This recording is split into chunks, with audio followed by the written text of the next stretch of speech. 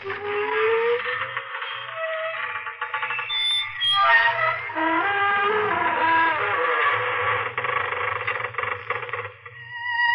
evening, friends of the creaking door. This is your host to welcome you once again into the inner sanctum. Come on in for the crime of your life. And meet one of the illustrious inmates from our Who's Who. This cadaverous cut-up is Mr. Seymour Blade. His wife had a tiff with him and punctuated it with a kitchen knife through the middle, which is, of course, one way of making your point sting.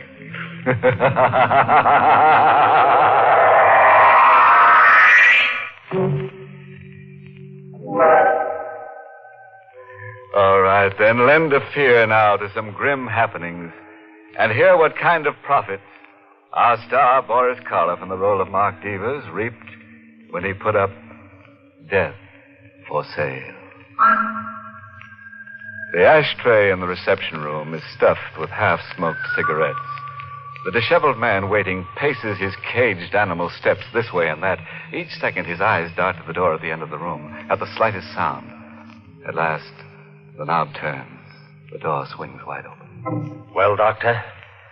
Well, your wife is in pretty bad shape. Cora is my wife. Oh, I'm sorry. I thought... Forget it. Bad shape.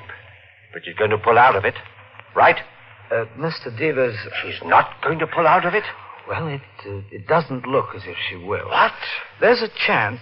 Only a very small one, but still a chance. You're lying. She's going to pull out of it. She's got to. We're doing everything we can. Look, even if she has to die, you could pull her out of it for an hour, couldn't you? Just an hour so that she could sign something. Mr. And Devers. It means everything to me, Doc. You could give her a shot or something, couldn't you? Good day, Mr. Devers. I'll give you $5,000. Good $10,000, Doc, and you fool, you don't understand. You've got to do this for me. You've got to.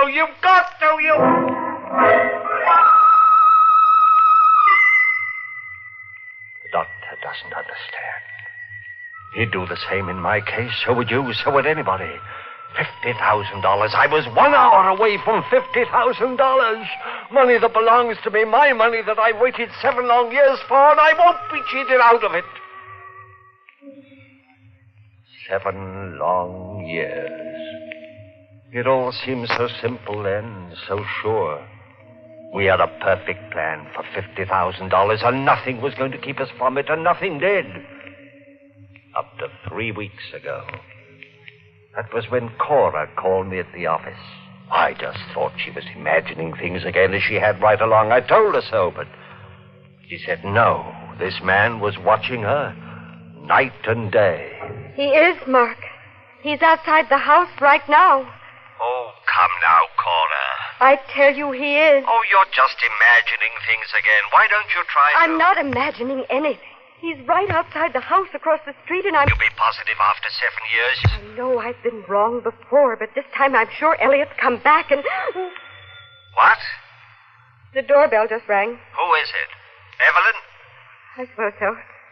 We're supposed to go to the movies together. Good idea. It'll take your mind off believing everyone you see is Elliot Starnes. You're not coming home, then? Not till I've finished at the office. All right, Mark. Suit yourself. Goodbye, darling. Give my best to Evelyn. Mark? Oh, all right, I'm coming. I was on the phone, Evelyn. Well, aren't you going to ask me in? Oh, of course. After all these years, you've probably forgotten who I am. Allow me to introduce myself.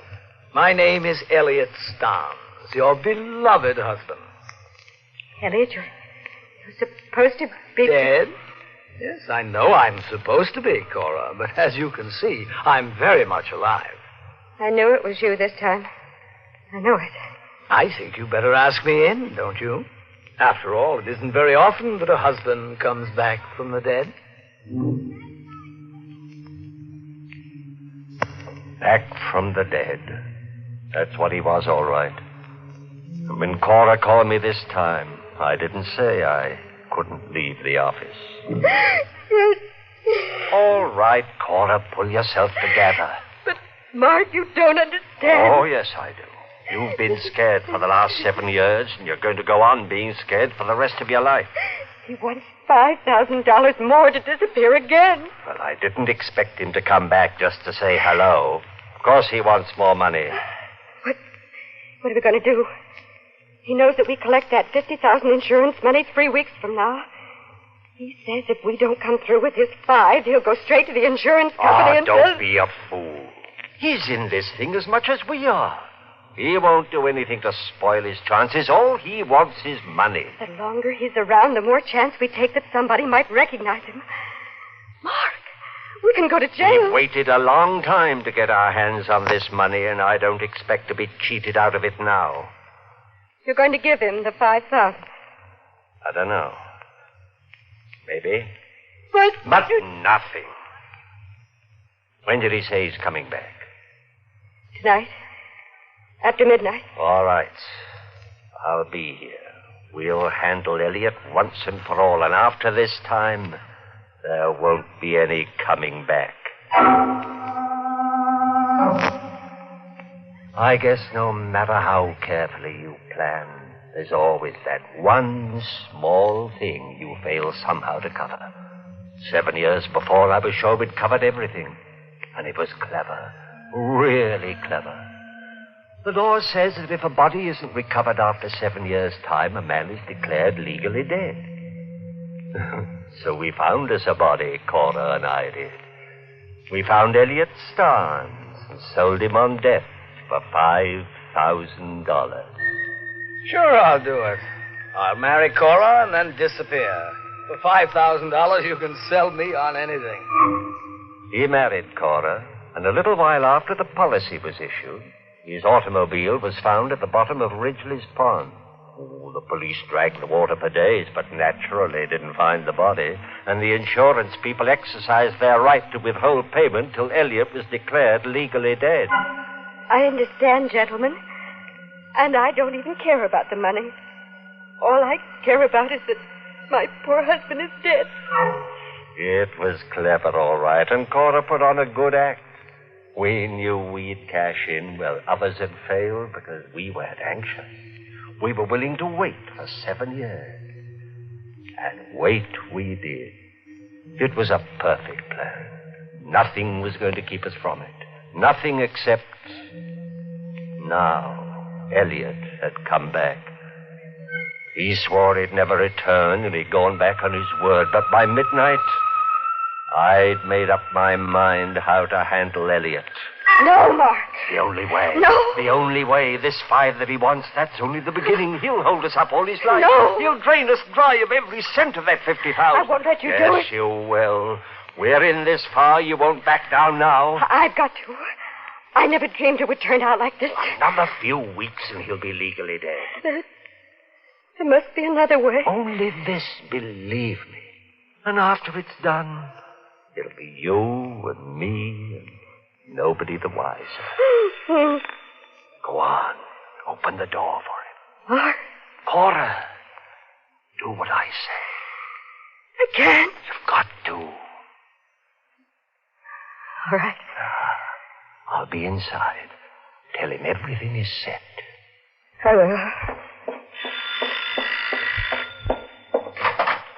Hello, Cora. Oh, won't you come in, Elliot? Thank you, my dear. Don't mind if I do. Mark here yet, Cora? Yes. He's in the living room. Oh, fine. Then you and Mark have agreed on the deal for me. Yes, we have. Come in, Elliot. Everything's set.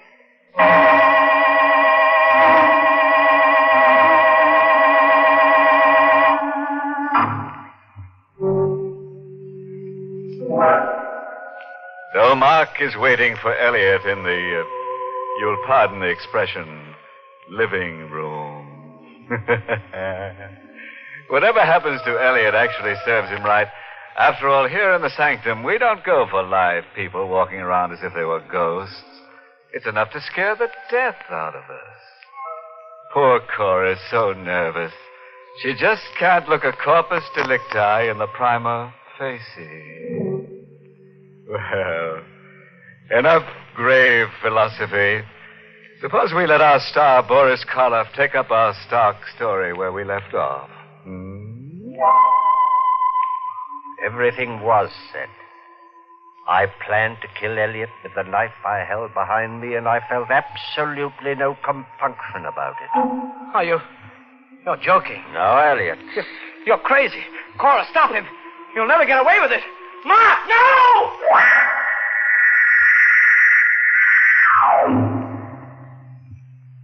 I buried him in the back of the house. I say I did, because Cora wasn't much use to anyone that night or for several days afterwards. She got over it, as I knew she would. She got over it when she realized that I was right, that we had gotten away from it. And no one could ever know, and no one would miss him. She got over it when I reminded her that in just one more week, we'd be sharing that $50,000. Just 1 week. That's right, Cora. I've been a lot of trouble to you these past few days. I am sorry. Oh, forget it. It's all over. Yes, it is. I'll feel a lot better when the money's actually ours. Somehow, way in the back of my mind, I feel that maybe we won't... Look, darling, it's as good as ours now. There's nothing left in the way, not a single thing. 1 week. That's all. Oh. Now, wouldn't you know? You expecting anyone? No, Evelyn? not at this hour. Well, whoever it is, get rid of him. Yes, darling. I'll get rid of him. Yes? Mrs. Stein? Yes? Mrs. Elliot Stein? That's right. I want to talk to you. Here's my card. Well, I'm sorry. I'm busy right now. Too busy to see me. I can promise you that. Oh, now, see here. Nice card, ain't it? Real fancy engraving. Mrs. Elliot Stein. That's right. I'm the woman Elliot married after he disappeared 7 years ago. Now, I don't think you're going to be too busy to see me after all. Do you? Maybe it's fate. Maybe it's all in the cards. You work hard. You think out a plan that's letter perfect. Then up pops the unexpected, forcing you into the first desperate step to lick it. First Elliot Starnes himself, then his second wife that we didn't know existed. And here's our wedding license, just in case you don't believe me. Here, you can look at it. Take it easy, Cora. We believe you're his wife, Mrs. Starnes. And he's got a birthmark? We said we believe you. Now, what do you want? Well, what does any good woman want?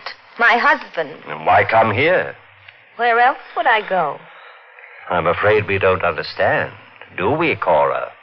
No. I'm afraid you do. Now, look here. I'm afraid you understand awful well. Elliot told me. Told you what? What you two were doing. He also told me if he should fail to come home after a couple of days... Mrs. Starnes, we haven't seen your husband for 7 years. Now, you don't expect me to believe that, do you? I don't see why not. I do. You see, Mr. Devers, the other day, with my own eyes, I seen Elliot walk into this house. But I didn't see him walk out again. What's the matter, Mr. Devers? You got nothing to say? What do you want, Mrs. Starnes? My husband, of course. Only since you killed him, I can't very well have that, can I? What? He's the only man I ever loved, and you killed him. I never should have let him come here.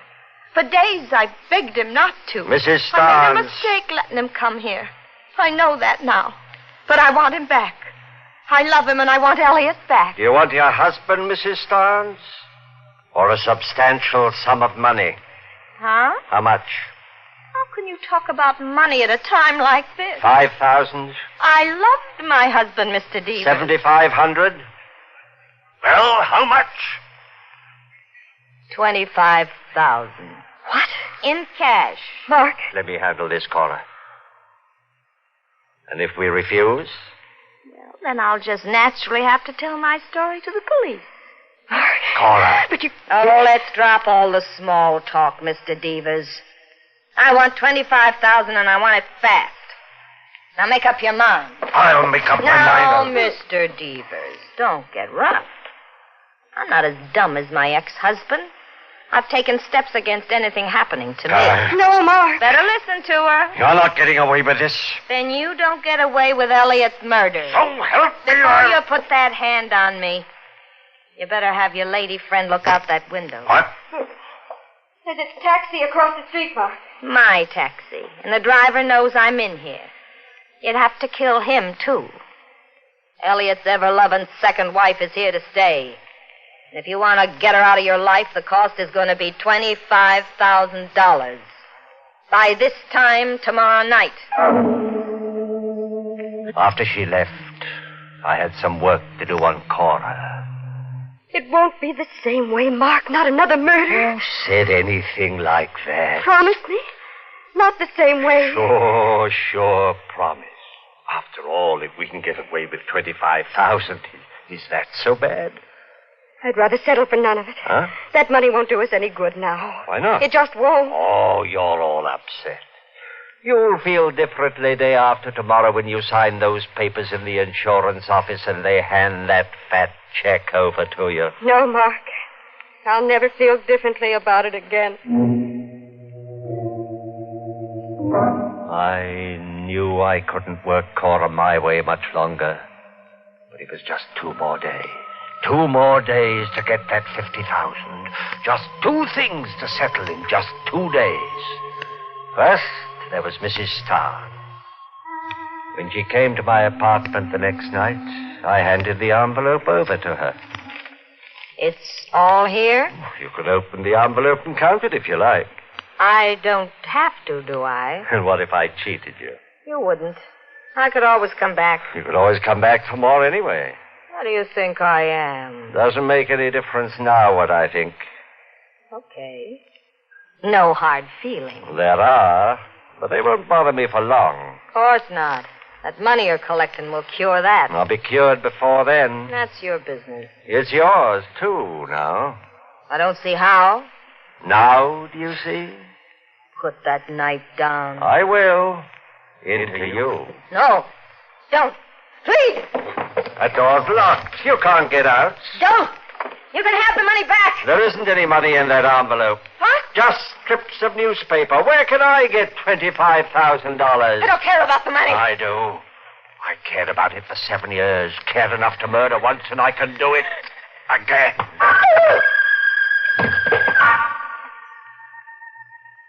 Now, Mrs. Starn, I've no hard feelings towards you.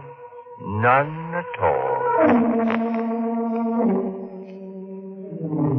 Just 2 things to take care of in just 2 days. The first, Mrs. Starnes, was taken care of, and the second was now just an hour away. The $50,000 was waiting in the insurance office for Cora. All she had to do was sign her name on some papers to get it. Oh, you can imagine how relieved I was as I sat next to Cora when she drove to the insurance office. But it was different with Cora. Cora didn't say a word. There's nothing left to say, Mark. Oh, money will make you talk, Cora. You wait and see. After you get your hands on the... Hey, you're taking the wrong street. No, Mark. Sure you are. This is the way. It's the only way left for us, Mark. Huh? We're driving straight out of town. We're never coming back. There'll be no more murders. Cora. I know you killed that woman. Now, where did you ever get that idea? I paid her and she left. I was outside your apartment house last night. All right. So you know now. What did you expect? I couldn't let it all go down the drain, not after 7 years? Turn the car around. No. You're going to sign those papers. I want that money. It's too late, Mark. Like fun it is. Let go. You're turning this car around. Mark, the wheel, let go.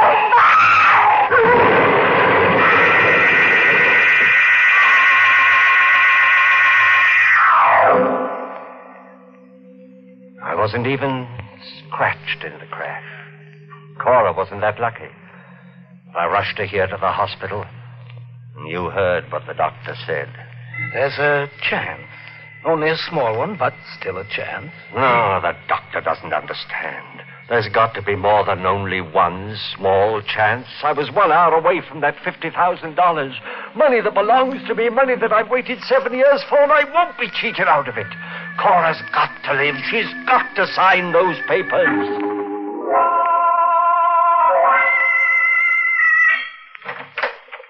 Well, Doctor? There's someone waiting for you down the corridor, Mr. Devers. What about Cora? There's still a chance, isn't there? No chance at all anymore. You're lying.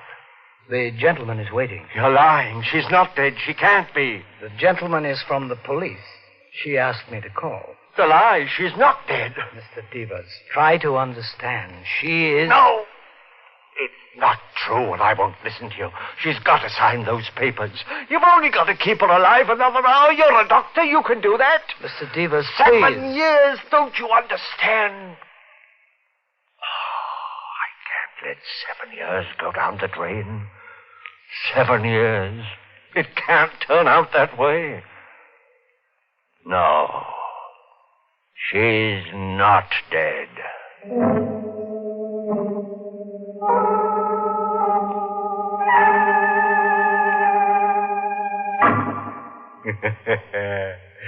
So Mark's 50,000 went down the drain after all.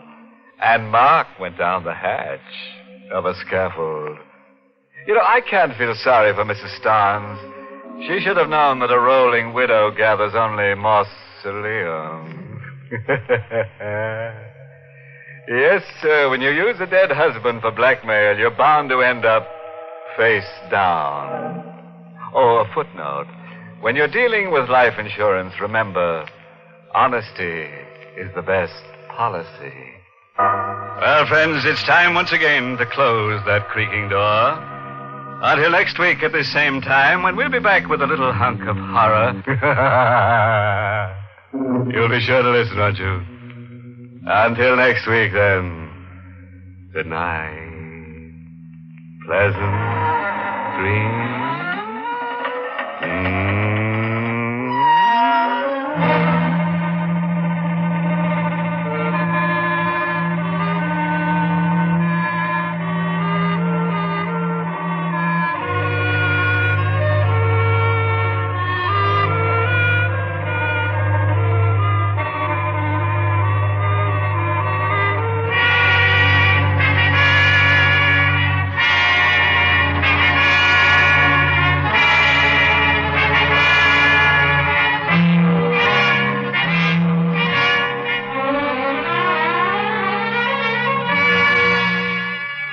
Inner Sanctum has come to you through the worldwide facilities of the United States Armed Forces Radio and Television Service.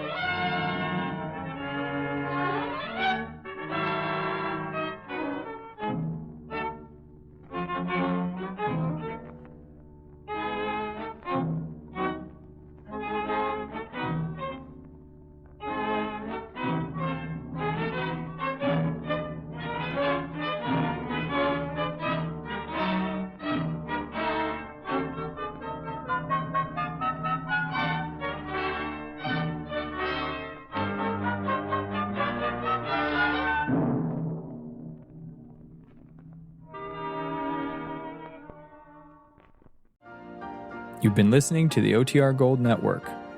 Find more classic radio at otrgold.com.